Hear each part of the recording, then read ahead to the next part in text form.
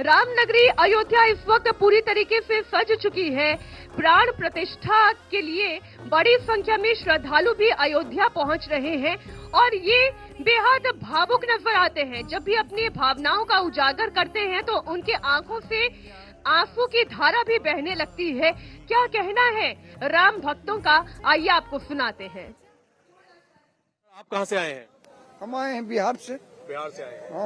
अब आपने पता लग गया होगा आपको कि कल शाम में यहाँ पर रामलला को जो है गर्भगृह के अंदर उनको विराजमान किया गया है। प्राण प्रतिष्ठा होनी है 22 तारीख को। क्या बोलना चाहेंगे? सालों का इंतजार और किस तरीके का भाव? लाखों बरस से इंतजार था राम जी लाने के लिए। हमारा हिंदुत्व का जो था वो बरसों से नहीं, लाखों वर्षों से हम इंतजार में थे कि भगवान हमारे कब आएंगे गर्भगृह में। आज वो सरकार, हमारे मोदी जी भगवान है। वो मनुष्य नहीं है, वो भगवान है। ये संकल्प ले हिंदू सब लोग मिल कर करके कि वो बिल्कुल जातिवाद का नाम छोड़ करके उन्हें बिल्कुल प्रेम से गले लगावे, जय श्री राम का नारा दें समूचे भारत में। जो हमारे लाखों करोड़ों वर्षों से, हमारे लाखों से ऊपर वर्षों से जो हमारा सनातन धर्म नीचे था, आज हमारा सनातन धर्म उजागर हो गया है। जय श्री राम, जय श्री राम। हमारी सनातन धर्म बहुत पीछे था, हमारे राक्षसों ने इसको कुचल दिया गया था, लेकिन भगवान ने आज, मोदी जी भगवान है, वो आदमी नहीं है। ये भ्रम मत करे संसार के लोग कि मोदी जी मनुष्य है, वो भगवान है। बोलिए मोदी जी महाराज की जय, मोदी जी महाराज की जय। बड़ी कृपा है, भगवान की असीम कृपा है। इसी चौड़ा पर खड़ा थे, रहते थे, कोई आदमी जाने के लिए नहीं देता था। इधर रास्ता डैमेज था। ये हमारे आदित्यनाथ जोगी जी का भी कृपा है जो उन्होंने इस अयोध्या को कंचन बना दिए। मामूली नहीं रखे, वो महान है। वो जोगी जी हमारे जो है सो महान है। अयोध्या के बहुत बड़ा काम कर दिए, सनातन धर्म को बहुत ऊपर किए हैं। जोगी और मोदी का जोड़ी बने रहे इस भारत के भूमि पर। धर्म प्रेमी सज्जनों, उनको हम कभी नहीं भूलेंगे। हम क्या, हमारा भारत के बच्चा नहीं कभी भूलेगा। जय जय श्री राम, जय श्री राम। जोगी क्या है और कहाँ के रहने वाले? शंकर दास जी महाराज हैं। हाँ, हम राम शंकर, हम प्रवचन भी करते हैं। आप बहुत भावुक नजर आ रहे हैं, आपकी आंखों में आंसू हैं। इसलिए आंसू हैं कि बहुत दिनों तक हमने यहाँ अयोध्या के लोग बहुत तकलीफ की है। चलने नहीं देता था, गोली मारे गए हम लोगों पर, बहुत अत्याचार हुआ सनातन धर्म पर। साधुओं को कोई इज्जत प्रतिष्ठा नहीं था। यहाँ पर हमारी स्थिति बड़ी दयनीय थी, लेकिन आज हमारे जोगी मोदी ने सनातन धर्म को ऊपर की ओर ले गए। इसलिए वो आंसू बह रही है, खुशियों की आंसू है, ये दुखी आंसू नहीं है। ये खुशियों की आंसू हमारी हैं, जो धर्म प्रेमी सज्जनों, भगवान आज हमारे मोदी और जोगी को जोड़ी लगा। जय श्री राम, जय श्री राम। आपके भाव जो हैं वो तो आपकी आंखों में साफ तौर पर नजर आ रहे हैं।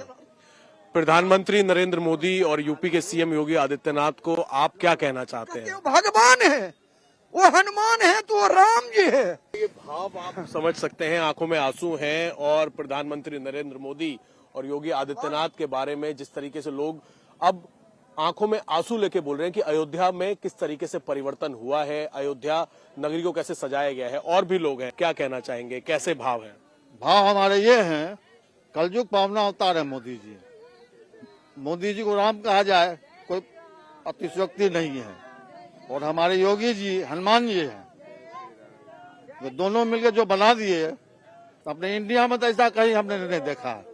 पूरे भारत में हम घूमा है, मंदिर बहुत बने, वृंदावन में प्रेम मंदिर है, तिरुपति बालाजी है, बहुत जगह है, लेकिन चमन बना दिया, सब दिल खुश हो गया। हम तो फोटो लेते लेते सब जगह। कलयुग पावना अवतार है ये, भाग्य चमक गया। भाग्य चमक गया। और भी लोग हैं, आप कहाँ से आए हैं, क्या नाम है? बिहार सीतामढ़ी से आए हैं, त्रिपुरारी कुमार झा नाम है जी। क्या बोलना चाहेंगे? हम यही बोलना चाहेंगे कि स्वर्ग से सुंदर मिल गया हम लोग को, स्वर्ग से भी सुंदर। हमने कभी लाइफ में नहीं सोचे थे कि कलयुग में हम लोग को भगवान मिलेंगे, लेकिन मिल गए। हम लोग सोचते स्वर्ग से सुंदर है। बस अब हम लोग को यही है उम्मीद कि हमारे रामलला बैठ गए, बस पापियों के नाश होना चाहिए। धर्म हमारा सनातन ऊंचा है, ऊंचा रहेगा। और भी लोग यहाँ पर पहुंचे हुए हैं। सर, क्या नाम है, कहाँ से आए हैं? मैं महंत बालक दास और हमारे गुरु भाई आए हैं अमृतानंद जी महाराज। हम लोग मध्य प्रदेश से आए हैं राम लला की प्राण प्रतिष्ठा में, और यहाँ सरयू के दर्शन करने आए थे, तो यहाँ खड़े हैं, सब दर्शन कर रहे हैं सब भक्तों के। अब समय जो है बेहद नजदीक है, रामलला को विराजमान कर दिया गया है गर्भगृह में। 22 तारीख का इंतजार है प्राण प्रतिष्ठा का। वर्षों का इंतजार और संघर्ष जो था अब वो हकीकत में सामने आ गया है। क्या बोलना चाहेंगे? 500 साल का इतना बड़ा संघर्ष का कार्यकाल, राम भक्तों ने अपने प्राणों की आहुति देकर रामलला का जन्म स्थान हमने बहुत नीतिगत तरीके से कोर्ट के माध्यम से लिया है। और विकास के साथ साथ हमारे रामलला के बारे में रामायण में कहा गया है कि दैहिक दैविक भौतिक तापा और राम राज काहू नहीं व्यापा। भगवान राम के राज्य में किसी को ना शरीर का दुख होगा और ना कोई पीड़ा होगी। भगवान राम का राज्य की हम कल्पना कर रहे हैं कि राम राज जाए और ये देश हिंदू राष्ट्र बने। दर्शन के लिए ही आया हूँ। अभी 22 तारीख को तो प्राण प्रतिष्ठा है, वही लोग जा पाएंगे जिनका होना है, लेकिन आप लोगों ने कब से इंतजार आप लोग कर रहे थे इस दिन का? क्योंकि रामलला को विराजमान कर दिया गया है, अब 22 तारीख को प्राण प्रतिष्ठा होनी है, किस तरीके का भाव है? देखिए जी, प्रत्येक सनातनी के मन में ये भाव रहता है कि जो हमारे आराध्य हैं, जिनको सब लोग मानते हैं, सभी लोग ये कहते हैं कि हम राम के वंशज हैं। यहाँ का कोई भी रहने वाला प्रत्यक्ष या अप्रत्यक्ष रूप से इस बात को नहीं नकारता है कि हम राम के वंशज नहीं हैं। उनके मन में भी ये खुशी का भाव है, कुछ दबाव में है, कुछ के साथ में अपनी राजनीतिक परेशानियां हैं, उनकी मजबूरियां हैं। तो आप हम जैसे सामान्य नागरिक से तो ये अपेक्षा कर ही नहीं सकते कि मतलब आशा नहीं कर सकते कि हमारे मन में क्या भाव नहीं होगा। हम अगर वहां पर चले जाएं तो स्वाभाविक रूप से हमारे आंसू निकल आएंगे। हमसे बड़ा सहनशील और सौहार्दपूर्ण व्यक्ति कहाँ मिलेगा जिसने अपने आराध्य को इतने वर्षों तक एक कानून व्यवस्था के अंतर्गत उस चीज को लिया है कि जो हमारी आराधना की चीज है, जो हमारे प्रभु हैं, जिनके बिना हमारे संसार की कल्पना नहीं है, उसको हम इतने शांतिपूर्ण तरीके से ले रहे हैं। तो हमारे मन में क्या भाव रहा होगा, कितना हमने धैर्य रखा होगा। जब